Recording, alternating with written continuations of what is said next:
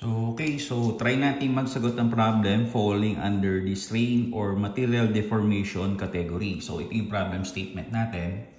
An aluminum bar suspended from a ceiling having a cross-sectional area of 180 square millimeters carries an actual load F.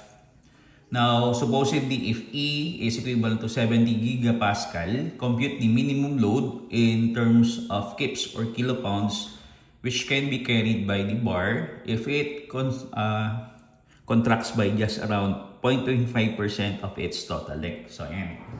So, try natin sagutin yung problem natin dito. So, less down muna natin mga given conditions. So, given.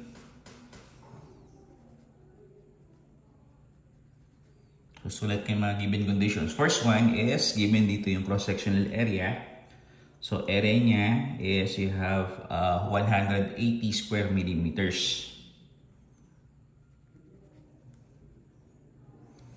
And then, yung modulus of elasticity na tinutukoy nating aluminum, E ng aluminum is equivalent to 70 gigapascal. So, 70 gigapascal. So again, do recall na pag sinabi natin gigapascal, ang identity ng gigapascal is you have kilonewton per millimeter square. So other given conditions is that meron tayong statement dito, supposedly ang contraction niya o shortening niya is just around 0.25% of its total length. So ayan. So in this case, hindi natin pwedeng isulat directly sa equation natin yung value na 0.25% na length. So rather, kung gagawin natin siyang decimal value, 0.25 divided by 100, so dadagdagan lang natin ng dalawang decimal place, 0.0025 of its length. So ayan. So hanapin na natin yung corresponding maximum load. So ang formula natin ng deformation, so deformation, you have FL all over AE. Yan. So since ang question sa atin dito is compute for the maximum load in terms of kips. So meaning ang hinahanap natin dito is yung value ng F. So therefore, yung F natin, so transpose lang natin yung value ng AE dito sa kabilang side, then yung F pababa dito sa kabilang side. So in this case, you have deformation, cross-sectional area, modulus of elasticity, all over yung original material length. So tingnan natin. So yung load na kayang suportahan itong given condition natin is that you have deformation, so 0.0025 of its original length, L. So L siya.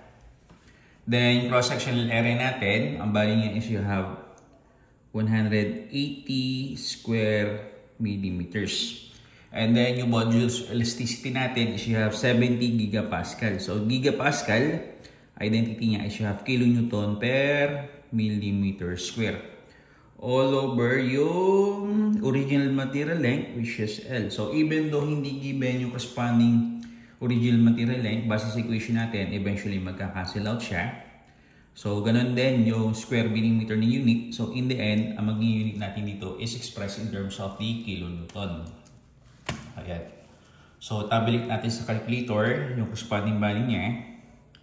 So, 0.0025 times 180 times you have 70. So eventually, ang kayang load na kayang sustain ng problem statement natin dito o yung aluminum bar natin, which is actually suspended from the ceiling, is you have 31.5 kilonewton. So ayan. So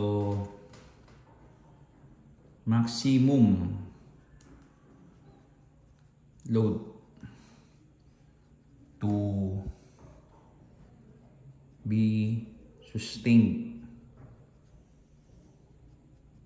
in terms of F, so is equivalent to 31.5 kilonewton. So ito yung sagot natin for this particular problem. So, ayan.